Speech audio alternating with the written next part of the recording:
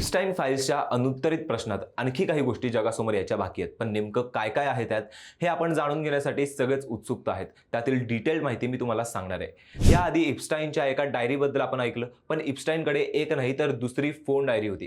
काही लोक तिला दुसरं काळं पुस्तक देखील म्हणतात.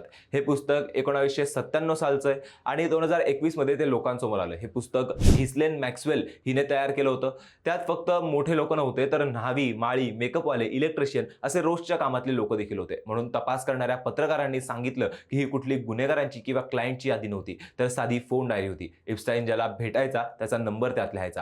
आता ट्रम्प आणि इप्स्टाईन हे दोघं आधी मित्र होते.